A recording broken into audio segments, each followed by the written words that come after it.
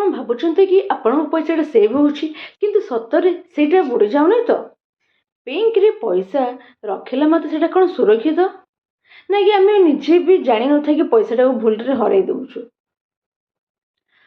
Guys, ମୁଁ ଆଜି କହିବି ଆପଣଙ୍କୁ ମାନେ ଏହି ଭିଡ଼ିଓ ମାଧ୍ୟମରେ ପଇସା ପ୍ରକୃତରେ ଆପଣ ସେଭ୍ ଅଛି ୟା ସ୍ଲୋଲି ଆପଣ ପଇସାଟା ଆପଣଙ୍କୁ ବୁଡ଼ି ଯାଉଛି, ଆପଣ ଜାଣିପାରୁନାହାନ୍ତି। ଏବଂ ଡିଜିଟାଲ ସ୍କିଲ୍ସ କେମିତି ଆପଣଙ୍କ ଫ୍ୟୁଚରକୁ ସିକ୍ୟୁର କରିପାରିବ। ନମସ୍ତେ, ମୋ ନାଁ ଆଶା। ମୁଁ ଜଣେ ହାଉସୱାଇଫ୍ ଏବଂ ଗୋଟେ ମା। ମୁଁ ଘରେ ରହିକି ଡିଜିଟାଲ ସ୍କିଲ୍ ଶିଖିକି ଅନଲାଇନ୍ ଆର୍ନିଂ କରେ। ତ ଅନଲାଇନ୍ କାମ କଲେ ମୁଁ ଆର୍ନିଂ କରିପାରେ। ତ ଆଜିର ଟପିକ୍ ବହୁତ ଇମ୍ପୋର୍ଟାଣ୍ଟ ରହିଛି, ଯେଉଁଥିରେ କି ଆମେ ଭାବୁଛୁ ଯେ ଘରେ ବସିକି ପଇସାଟା ଆମେ ସେଭ୍ କରୁଛେ, କିନ୍ତୁ ଆମେ ଯଦି ଆର୍ନିଂ ଇନକ୍ରିଜ୍ ନ କରିବା ତାହେଲେ ଇନଫ୍ଲେସନ୍ ଏକ୍ସପେନ୍ସ ଆମ ପଇସାଟାକୁ ସ୍ଲୋଲି ଭାବେ କମେଇ ଦେଉଛି। ଆଚ୍ଛା, ତାହେଲେ ଆପଣ ସମସ୍ତଙ୍କ ମନରେ ବି ଆସୁଥିବ, ତାହେଲେ ଆମେ ଏଇଟାକୁ ସେଭ୍ କରିବା କିପରି? ନା ସେଭ୍ କରିବା ମାନେ କ'ଣ ସେଫ୍ ନୁହେଁ? ଆମ ଅନେକ ଆମେ ବହୁତ ଜାଗାରେ ବା ଆମେ କିଛି ବ୍ୟାଙ୍କରେ ହଉ ବା ଆପଣ ଗୋଲ୍ଡ ବି କିଣିପାରିବେ। ମାନେ ଏଇଟା ଗୋଟେ ମାଧ୍ୟମ ଯେ ପଇସାଟା କିପରି ସେଭ୍ କରିବେ। ବହୁତ ଜଣ ଘରେ ବି କ୍ୟାସ୍ ଭାବେ ରଖିଥାନ୍ତି, ଠିକ୍ ଅଛି। କିନ୍ତୁ ମାନେ ପ୍ରଶ୍ନ ହେଉଛି ଯେ ସତରେ ସେଇ ଯେଉଁ ଆମେ ପଇସାଟାକୁ ଇନକମ୍ ଯେଉଁ ମାନେ ଏଇ ୱେରେ ସତରେ ମାନେ ଇନକମ୍ ବଢ଼େଇ ପାରୁଛେ, ନା କେବଳ ଆମେ ଏକ୍ସପେନ୍ସ କରୁଛେ ଯେଉଁ ପଇସାଟାକୁ ଆମେ ସେଭ୍ କରି ରଖୁଛେ। ଯଦି ଆପଣ 5 ବର୍ଷ ଧରିକି ସେଇ ଯେଉଁ ପଇସାଟାକୁ ଇନକମ୍ରେ ଅଛନ୍ତି, ଯଦି 5 ବର୍ଷ ସେମ୍ ଇନକମ୍ ଯଦି ଆପଣ କରୁଛନ୍ତି ବା କିନ୍ତୁ ଖର୍ଚ୍ଚ ଯଦି ଦୁଇଗୁଣ ବଢ଼ିଗଲା, ତାହେଲେ ଟେକ୍ନିକାଲି ଆପଣଙ୍କ ପଇସାଟି ବୁଡ଼ି ଯାଉଛି। ମେନ୍ ଜିନିଷ ରହୁଛି ଗାଇଜ୍, ଯେଉଁ ମାନେ ସେଭ୍ କରିବା ଇମ୍ପୋର୍ଟାଣ୍ଟ ନା ସ୍କିଲ୍ ଡେଭଲପ୍ ନ କଲେ ଆପଣଙ୍କୁ ସେଇଟା ସିକ୍ୟୁର ହୁଏ ନାହିଁ। ତ ମେନ୍ ଜିନିଷ ଜାଣିବା ଦରକାର, ଡିଜିଟାଲ ସ୍କିଲ୍ ନ ଶିଖିଲେ ଆପଣଙ୍କର ଅସୁବିଧାଟା କ'ଣ ହେବ। ବା ଆଜିର ସମୟଟା ହେଉଛି ଡିଜିଟାଲ ଦୁନିଆ। ଯେଉଁମାନେ ଶିଖୁଛନ୍ତି ଆଉ ଯେଉଁମାନେ ବି ଶିଖିକି କିଛି ଅର୍ନିଂ କରିପାରୁଛନ୍ତି, ତ ସେମାନେ ହିଁ ଜାଣିଥିବେ ସତରେ ଆଜିକାଲି ଯେଉଁ ଡିଜିଟାଲ ଦୁନିଆ, ଯେଉଁ ଡିଜିଟାଲ ସ୍କିଲ୍ସ ରହିଛି କେତେ ଭ୍ୟାଲୁଏବଲ୍ ତାଙ୍କ ପାଇଁ। ଯେପରି ହେଲା କଣ୍ଟେଣ୍ଟ କ୍ରିଏସନ୍ ହେଲା, ସୋସିଆଲ ମିଡ଼ିଆ ମ୍ୟାନେଜମେଣ୍ଟ ହେଲା, ଭିଡ଼ିଓ ଏଡ଼ିଟିଂ ହେଲା, ଗ୍ରାଫିକ୍ ଡିଜାଇନ୍ ହେଲା, ବହୁତ କିଛି ଯେଉଁ ଡିଜିଟାଲ ସ୍କିଲ୍ ଗୁଡ଼ିକ ରହିଛି ସେଗୁଡ଼ିକ ଶିଖିକି ସେମାନେ କିପରି ନିଜେ ଆର୍ନିଂ ମାନେ ଏକ୍ସଟ୍ରା ଯେଉଁ ପଇସାଟା ଆମେ ସେଭିଂ କରିବା ଅପେକ୍ଷା ନିଜେ କିଛି ଲଗେଇକି ତାଠୁ ଏକ୍ସଟ୍ରା ହିଁ ସେମାନେ ଆର୍ନିଂ କରିପାରୁଛନ୍ତି, ଠିକ୍ ଅଛି। କିନ୍ତୁ ଆଫିଲିଏଟ୍ ମାର୍କେଟିଂ ହଉ, ଯେକୌଣସି ୱେ ବି ମାନେ ଅନଲାଇନ୍ ଟିଚିଂ ମାଧ୍ୟମରେ ବି ହଉ, ଯେକୌଣସି ୱେରେ ହଉ, ସେମାନେ ଯଦି ଘରେ ବସି ଇନକମ୍ କରୁଛନ୍ତି, ତାହେଲେ ଯେଉଁମାନେ ଭାବୁଛନ୍ତି କି ମୁଁ ପରେ ଶିଖିବି କି ମୋ ପାଖେ ଟାଇମ୍ ନାହିଁ କି ମୋ ଦ୍ୱାରା ହେବ ନାହିଁ, ଏଇମାନେ ଯେଉଁମାନେ ଅଛନ୍ତି, ତାହେଲେ ସେମାନେ କ'ଣ କରୁଛନ୍ତି ନା ସେମାନେ ସ୍ଲୋଲି କରି ଅପରଚ୍ୟୁନିଟିଟା ମିସ୍ କରିଦେଉଛନ୍ତି, ଠିକ୍ ଅଛି। ମେନଲି ହେଉଛି କ'ଣ ନା ଟାଇମ୍ ୱେଷ୍ଟ ବି ଯାଉଛି, ତା ସହିତ ଅପରଚ୍ୟୁନିଟି ଗୁଡ଼ା ବି ଯାଉଛି। ତେଣୁ ମନିର ଆର୍ନିଂ ଯେଉଁଟା ରହୁଛି ଆମର ଚାନ୍ସଟା ସେ ମଧ୍ୟ ଚାଲିଯାଉଛି।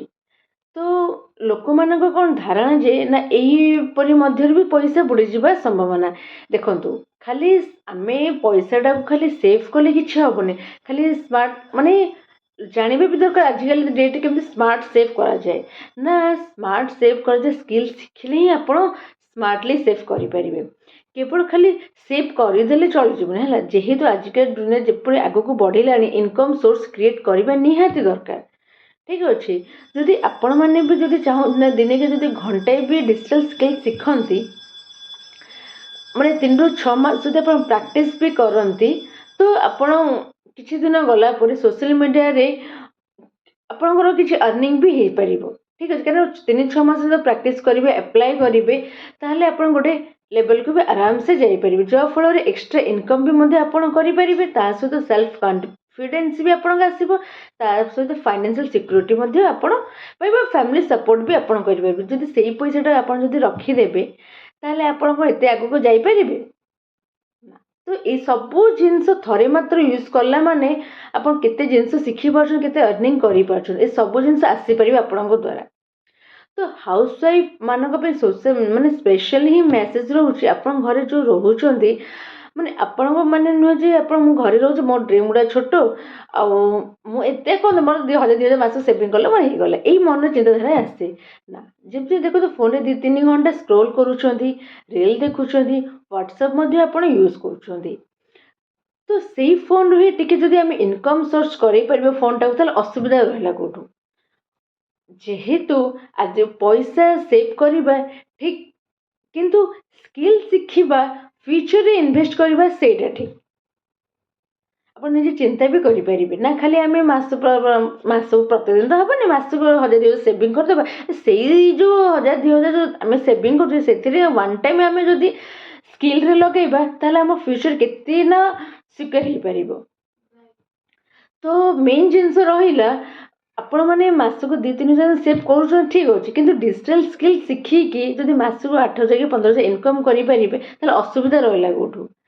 ତ ତାହେଲେ ଆପଣ ନିଜେ ବି ଚିନ୍ତା କରନ୍ତୁ କେଉଁଟା ବେଟର୍, ନା ମାସକୁ 1000-2000 ମୁଁ ସେଭିଂ କରିଦେବି, ନା ମୁଁ ମାସକୁ 8000-15000 ଅର୍ଣ୍ଣିଂ କରିବି ସେଇ ଯେଉଁ ୱାନ୍ ଟାଇମ୍ ଯେଉଁ 2000 ଆମେ ଯେଉଁ ଲଗେଇକି ସ୍କିଲ୍ ଶିଖିବା। ତ ଦୁଇଟା ଭିତରେ କେଉଁଟା ଆପଣଙ୍କୁ ବେଟର୍ ଲାଗିବ, କେଉଁଟା ସେଭ୍ ଲାଗିବ? ଦେଖନ୍ତୁ ସ୍କିଲ୍ ଶିଖିବା, ଇନକମ୍ କରିବା ସବୁଦିନ ପାଇଁ ସେଭ୍। ଯଦି ଆପଣଙ୍କ ପାଖରେ କୌଣସି ବିଦ୍ୟା ଅଛି ନା ଆପଣଙ୍କ ଲାଇଫ୍ ସବୁବେଳେ ସେଭ୍, ଠିକ୍ ଅଛି। ଆଉ ଯଦି ଆପଣ ଯେଉଁ ଭାବୁଛନ୍ତି କି ନା ମୋ ପଇସା ମୋର ବୁଡ଼ିଯିବ କି ମୁଁ ସେଇ ପଇସାଟା ଇନଭେଷ୍ଟ କରିବି, ଆରେ ଭାଇ ଥରେ ହିଁ ମାତ୍ର ଇନଭେଷ୍ଟ କରିବେ, ଥରେ ହିଁ ମାତ୍ର ଶିଖିବେ, ତ ପଇସା କେବେ ବୁଡ଼ିବନି। ଯଦି ମୁଁ ନିଜକୁ ଅପଗ୍ରେଡ୍ କରିପାରିବି ଆଜି ଦିନରୁ ସବୁଠୁ ସେଫ୍ ଇନଭେଷ୍ଟମେଣ୍ଟ ଆଉ କ'ଣ ହେଇପାରେ? ସ୍କିଲ୍ ଶିଖିବାଟା ହିଁ ନିହାତି ସେଇଟା ଗୋଟେ ସେଫ୍ ଜିନିଷ। ଠିକ୍, ୟା ମାନେ ନୁହେଁ ଯେ ପଇସାଟା ନେଇକି ବ୍ୟାଙ୍କରେ ରଖିଦେବା, ଗୋଲ୍ଡ କିଣିଦେବା, ତ ସେଇଟା କ'ଣ ସେଫ୍?